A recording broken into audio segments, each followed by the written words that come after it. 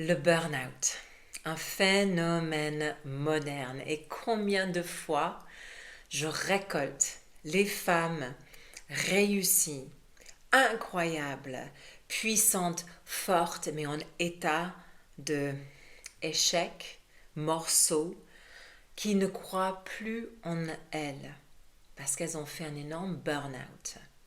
Quels sont les signes? Comment éviter? Ou comment même apercevoir que peut-être tu frôles cet état? Et que faire? Bienvenue à Lady, je m'appelle Charlotte Saint-Jean, je suis professeure de yoga et coach d'alignement de vie. Et ça fait 25 ans que je suis dans cette industrie, dans les affaires de yoga, Lady.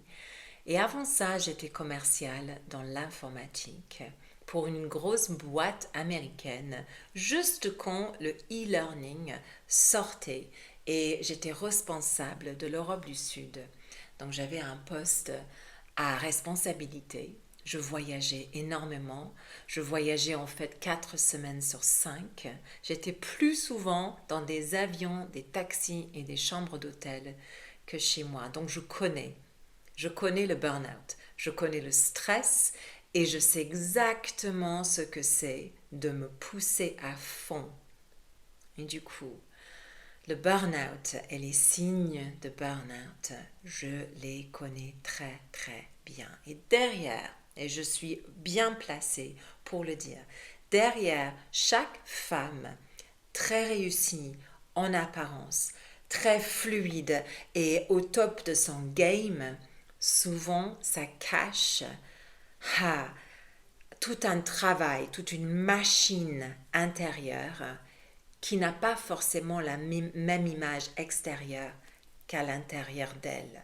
Souvent, ce sont des femmes qui se poussent jusqu'aux limites de leur capacité, qui se disent même comme une sorte de mantra, mais si je fais ça en plus, ce sera mieux. Il faut juste que je fasse ça et ce sera mieux. Le résultat, c'est qu'on se pousse et on se pousse et on se pousse jusqu'à ce qu'on n'en peut plus. Moi-même, j'ai eu un terrible burn-out quand mon corps a envoyé des signes, carrément des polypes dans le ventre, des signes physiques très très douloureuses d'ailleurs, qui m'ont complètement anéanti et m'ont arrêté net à un moment donné de ma carrière. Je l'ai repris après, mais autrement et pas pour très longtemps, avant de me recycler en tant que professeur de yoga. Les signes de stress, très souvent on les ignore, n'est-ce pas? On rajoute des choses sur l'agenda très souvent. Ou même, on va travailler comme on travaille, on va faire en sorte que tout va bien, les enfants, la maison, la relation, le travail, etc. Et on va même rajouter une couche d'activité. Pourquoi pas un petit cours de spinning, un footing le soir pour vider la tête. Je ne suis pas contre, mais quand la journée a déjà été très chargée, c'est peut-être pas la meilleure option à prendre. Mais on rajoute, on a tendance de rajouter au lieu de enlever. On a tendance de faire le trop plein et même de brûler les heures de sommeil afin d'accomplir tout ce qu'on veut, doit, peut accomplir dans une journée. Mais c'est tout le contraire qu'il faut faire, évidemment. Et évidemment, on arrive à un moment donné où le corps n'en peut plus, le mental n'en peut plus, et on arrive dans cet état de burn-out, qui est très similaire à une dépression quelque part. Ça peut être manque d'énergie, mais surtout, c'est une manque d'un coup de confiance en soi. Si on rentre dans l'Ayurveda, l'Ayurveda c'est la science de vie qui est souvent reliée au yoga. C'est une philosophie ancienne qui date depuis la nuit des temps. On peut détecter les types de corps. Ça s'appelle un prakriti. Ça se divise en 3 doshas, 3 types. Feu, air et terre-eau. Donc, Pitta, Vata, Kapha. Les Pitta sont les feux, les Vata sont l'air Et les kappas, c'est terre et eau. C'est ce mélange d'ancrage, de descente d'énergie, de stabilité, de calme plutôt. Hein. Donc, d'endurance. Peut-être un petit peu du mal à partir, mais beaucoup de fidélité, beaucoup d'endurance. Les Vata ont tendance d'être vraiment aléatoires, hein, attirés par beaucoup de différentes choses, à la fois souvent des choses de beauté, hein, vont voler un petit peu à droite et à gauche comme des oiseaux, vont grignoter des petits repas, mais ont du mal à s'ancrer. Et les Pitta, feu, c'est les personnes qui se poussent à 1200% pour essayer de tout accomplir, n'ont pas besoin que tu leur mettes des objectifs et des cibles parce que les pétas le font eux ou elles-mêmes. Ce sont des personnes qui souffrent toujours ou très très souvent de cet état de burn-out.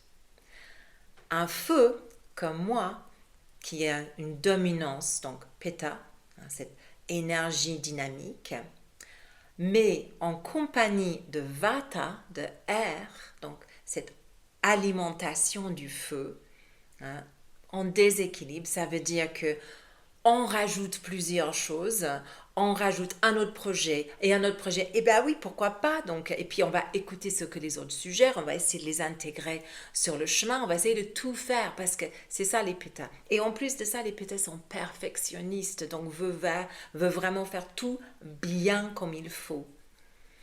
Mais c'est impossible. Déjà, la perfection n'existe pas, mais il y a quand même juste 24 heures dans une journée. Il faut que ce corps se repose et le mental aussi. Et au bout d'un moment, le trop-plein d'idées de vata qui alimente, donc l'air qui alimente le pitta qui veut bien faire, se traduit en total burn-out.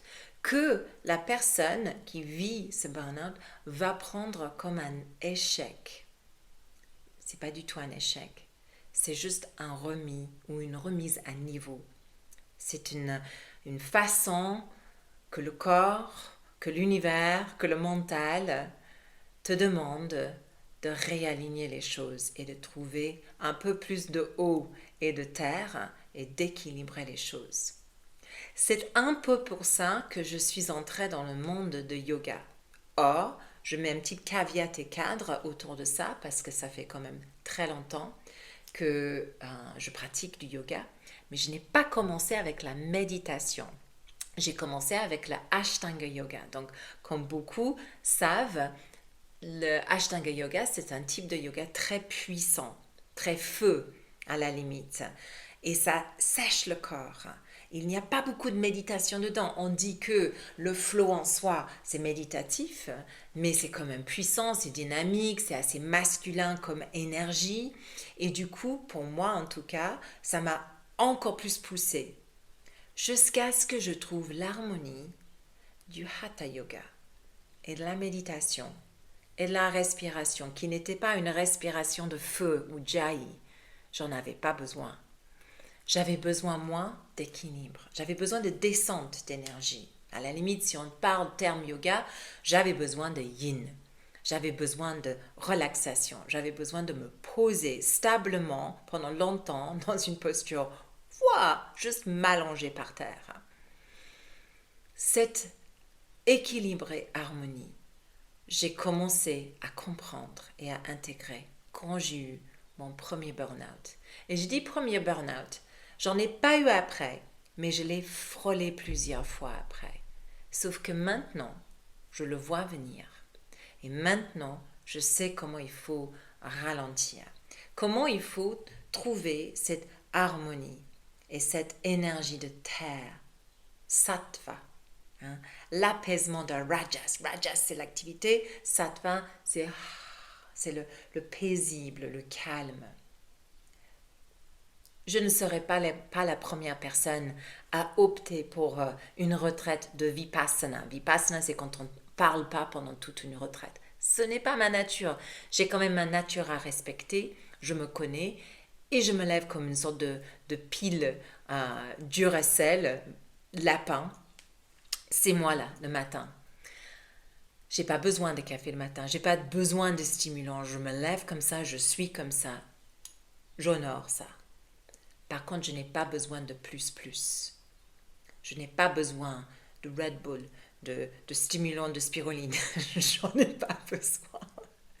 J'ai plus besoin de me poser chaque matin dans une méditation, de sentir la terre, de passer du temps dans la nature, de m'asseoir sous les arbres, de sentir les racines de la terre.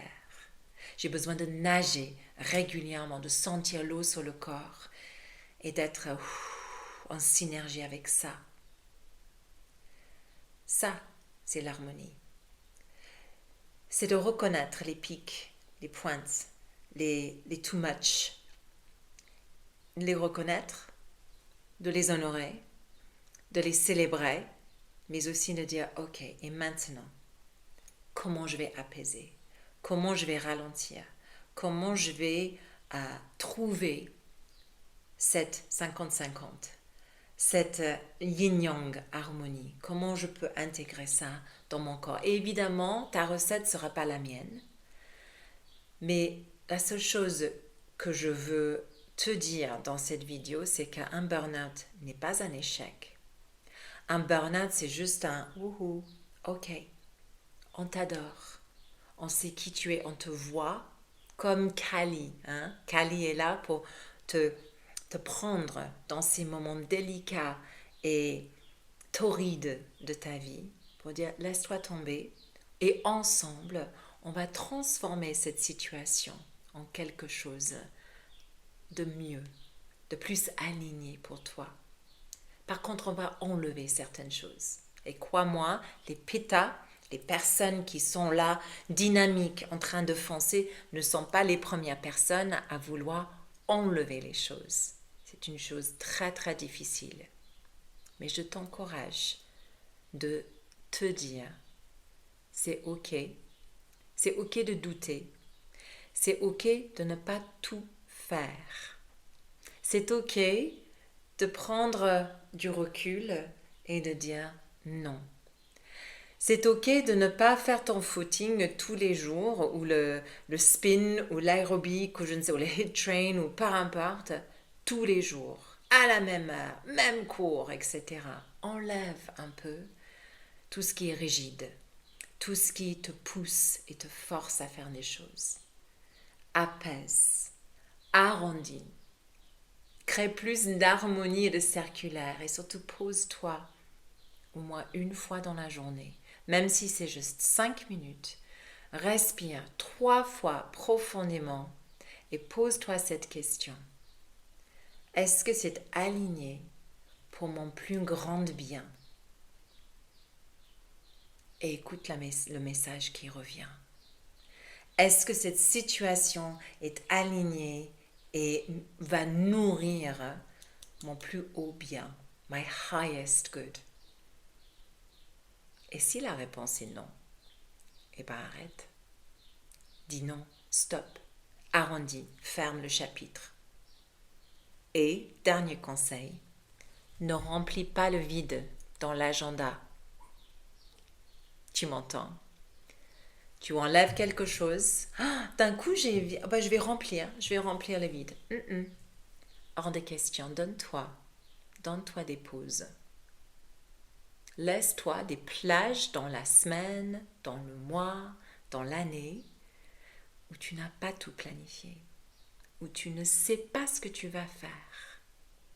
Et je te jure, je te promets, c'est une révélation d'accueillir ce que tu ne sais pas et ce que tu ne peux pas contrôler. Merci d'avoir écouté toute cette vidéo Lady sur le burn-out. Si cette vidéo t'a parlé, si il y a au moins une petite chose qui t'a touché et tu sais que ça va toucher quelqu'un d'autre, n'hésite pas à partager la vidéo, à t'abonner à ma chaîne Charlotte Saint-Jean et rendez-vous dans une autre vidéo très très vite. Namaste.